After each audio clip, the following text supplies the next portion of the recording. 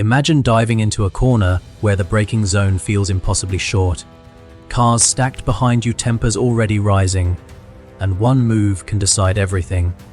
Now imagine a driver who doesn't hesitate, who attacks that same corner like it's the final lap every single time. No fear, no second thoughts, no backing down.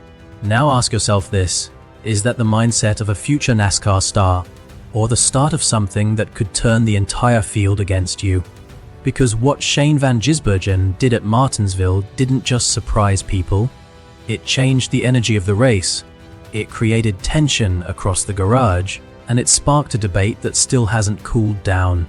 Was it brilliance, or did it go too far? Martinsville Speedway has always been one of the most unique tracks in NASCAR.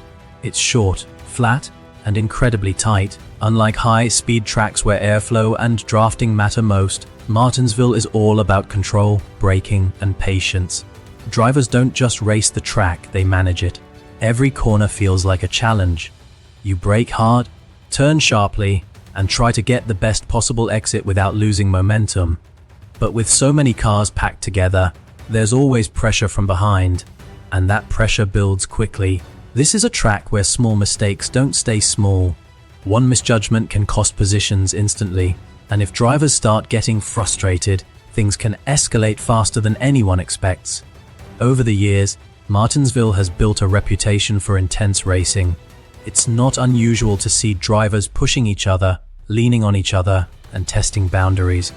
But there's always been one unwritten rule: you race hard, but you understand the limits. That's what makes Martinsville special. And that's exactly why what happened in this race stood out so much. When Shane van Gisbergen entered the scene, he didn't come in quietly. He came in with confidence, skill, and a completely different racing background. Known for his success in international racing and road courses, he's a driver who thrives under pressure. His ability to brake late, control the car in tight situations, and make bold moves has made him one of the most respected drivers outside NASCAR. But Martinsville is not a road course. It demands a different mindset. From the very beginning of the race, van Gisbergen looked fast, but more importantly, he looked aggressive. He attacked corners harder than most drivers. He braked later than expected. He positioned his car in ways that immediately made others take notice. At first, it felt exciting. Fans saw something new, something different. A driver who wasn't afraid to challenge the usual rhythm of NASCAR racing. It added energy to the race, but as the laps continued, that energy started turning into tension. Because there's a fine line between aggressive and excessive. And van Gisbergen was getting very close to that line. There were moments where he pushed into gaps that barely existed. Moments where other drivers had to react quickly just to avoid losing control or getting squeezed out of position. Nothing extreme happened, but the pattern was clear. He wasn't backing down. And in NASCAR, that sends a message. Other drivers started adjusting their approach around him. Some became more defensive. Others gave less room. A few looked visibly frustrated as the race unfolded.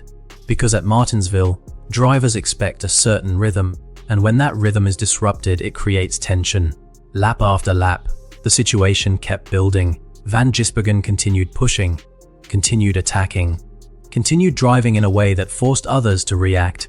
And eventually, it wasn't just about positions anymore. It became personal. Fans watching could feel the shift. What started as excitement had now turned into a debate. Was this the future of racing, bold, aggressive, fearless, or was it a lack of adaptation to NASCAR's style? Social media exploded with opinions. Some fans loved it.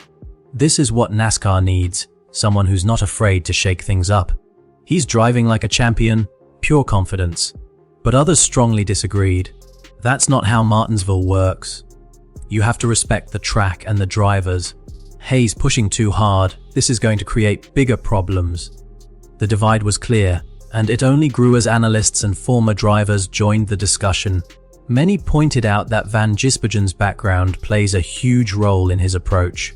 In road racing, aggressive entries and late braking are often rewarded. Drivers are trained to attack corners and take risks to gain positions. But NASCAR, especially short track racing, is different. It's about timing, it's about patience, and it's about understanding when to wait. That's something drivers usually learn over years of experience, and Van Gisbergen was learning it in one race. NASCAR officials were watching closely. Every move, every interaction, every moment was under observation. While there was no major penalty, it was clear that his performance had raised questions. Where is the limit? How far is too far? And should new drivers be given space to adapt or expected to immediately follow the unwritten rules? For Van Gisbergen, this race became a defining moment, not because of the result, but because of the reaction. He proved that he has the skill to compete at a high level. He showed that he can handle pressure, but he also showed that adapting to NASCAR's unique style is not something that happens instantly. For the other drivers, the message was simple. They had taken notice. And in NASCAR, that matters, because drivers remember how they are raced, they remember the moments that challenge them, and they respond. That means the next time Van Gisbergen returns to Martinsville, things could be very different. Drivers may not give him the same space. They may race him harder. They may push back. Because respect in NASCAR isn't given automatically. It's earned over time. And sometimes it's earned through moments like this. Looking ahead, this situation opens the door to something even bigger, a potential rivalry, a shift in racing style, a new dynamic within the field. Because if Van Gisbergen continues to race this way, it could force others to adapt. It could change how drivers approach Martinsville, or it could lead to even more intense moments in future races. The big question now is, what does he do next? Does he adjust his approach?